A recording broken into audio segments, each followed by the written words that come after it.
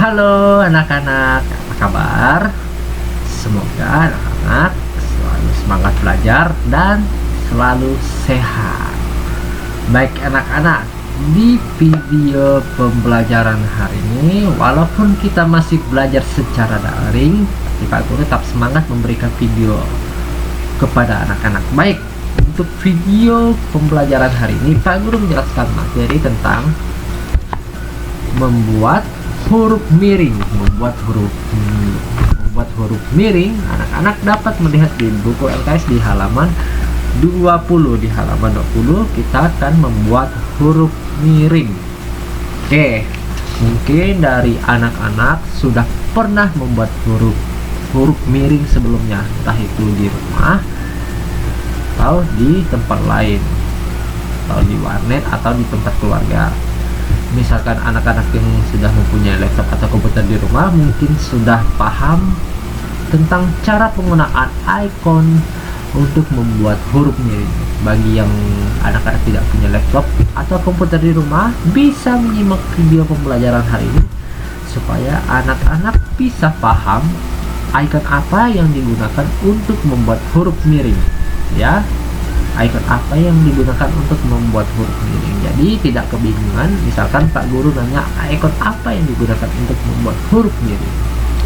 Oke, tapi sebelum kita membuat huruf miring, ada kalanya kita berdoa terlebih dahulu supaya pembelajaran hari ini bisa berguna dan bermanfaat bagi anak-anak semua. Untuk doa pembukanya adalah doa Bapa kami. Mari kita bersikap berdoa terlebih dahulu. Dalam nama Bapa, Putra, dan Roh Kudus. Amin. Bapa kami yang ada di surga, dimuliakanlah namamu. Datanglah kerajaanmu, jadilah kehendakmu di atas bumi seperti di dalam surga.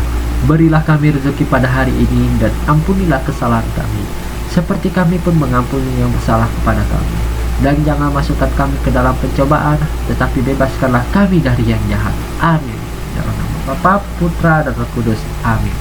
Baik anak-anak, untuk membuat huruf miring di sini kita bisa menggunakan Microsoft Word, Microsoft Excel, Microsoft PowerPoint. Nah, tapi di kali ini kita menggunakan yang namanya Microsoft Word untuk membuat huruf miring.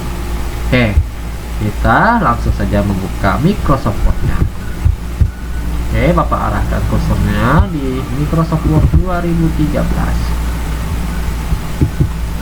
Oke, blank dokumen. Nah, di sini tampilan Microsoft Word-nya. Bapak memakai atau menggunakan Microsoft Word 2013. Untuk penggunaan 2007, 2010, dan 2019 penggunaan ikonnya sama saja, yaitu menggunakan icon italic. Oke, icon italic itu gimana dan terdapat di grup mana dia? Oke, di sini penjelasannya. Anak-anak perhatikan di halaman 20.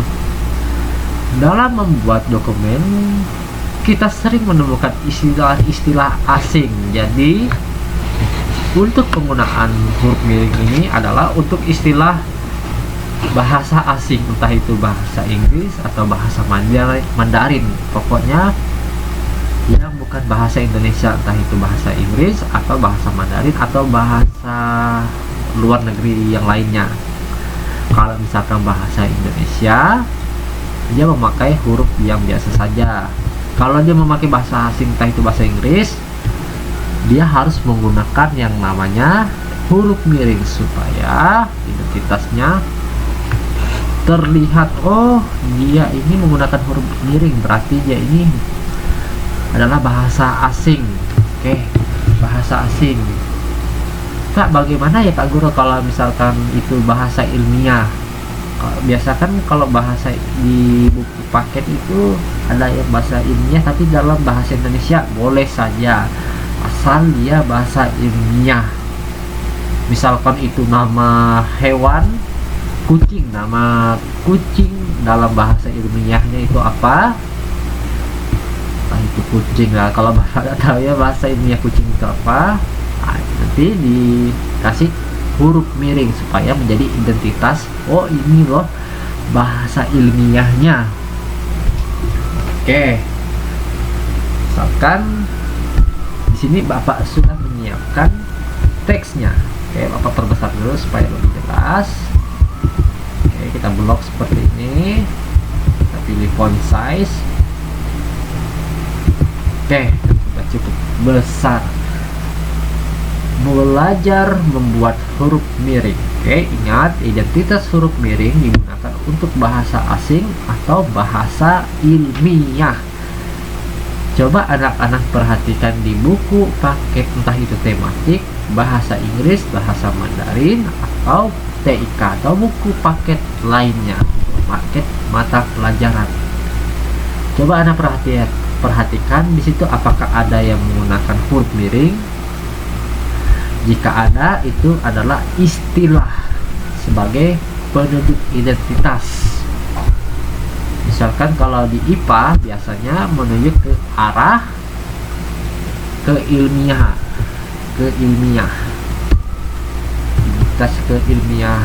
Oke, kalau misalkan di bahasa Inggris atau di buku informatika atau di buku biasanya di buku LKS informatika tematik yang ada bercampur bahasa Indonesia dan Inggris, berarti yang bahasa Inggrisnya itulah yang dijadikan identitasnya, harus dikasih huruf miring. Oke, tanpa berpanjang lebar cara menggunakan huruf miring, anak-anak cukup memberi blok atau menseleksi tulisannya dengan cara sudah paham, arahkan kursornya di depan huruf B ini, palingnya huruf B.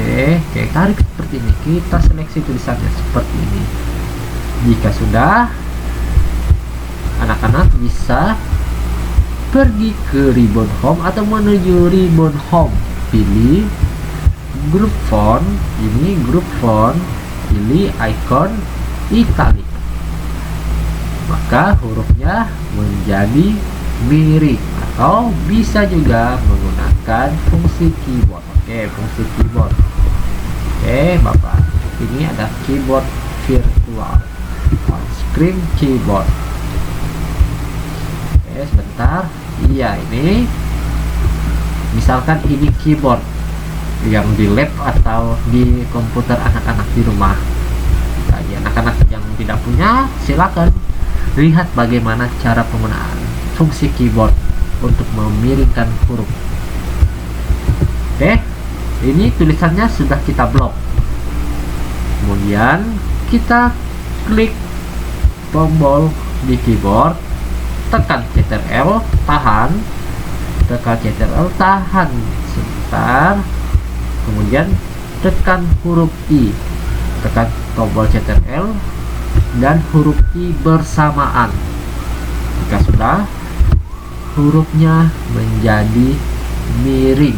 Nah, itu adalah cara menggunakan fungsi keyboard untuk memiringkan tulisan. Baik anak-anak, untuk materi minggu ini yaitu belajar membuat huruf miring sudah selesai. Bagaimana? Semoga anak-anak bisa memahami tentang cara-cara penggunaan huruf miring serta penggunaan huruf miring ini sebagai identitas. Nah, itu identitas bahasa ilmiah, entah itu bahasa asing, ingat itu bahasa Inggris, bahasa Mandarin atau bahasa luar negeri lainnya. Baik, karena di awal kita sudah membuka dengan doa, maka di akhir kita harus tutup dengan doa supaya pembelajaran hari ini bisa berguna dan bermanfaat bagi anak-anak semua. Untuk doa penutupnya adalah doa Salam Maria. Mari kita berdoa terlebih dahulu. Dalam nama Bapa, Putra, dan Roh Kudus. Amin. Salam Maria, penuh rahmat Tuhan sertamu, terpujilah engkau di antara wanita, dan terpujilah buah tubuhmu Yesus. Santa Maria, Bunda Allah, doakanlah kami yang berdosa ini sekarang dan waktu kami mati. Amin. Dalam nama Bapa, Putra, dan Roh Kudus. Amin. Baik anak-anak, untuk materi minggu depan, di sini Pak Guru menjelaskan materi tentang cara membuat garis bawah pada teks ya, membuat garis bawah pada teks. Jadi untuk membuat garis bawah pada teks, simak video pembelajarannya di minggu depan. Sampai berjumpa di minggu depan. Dadah.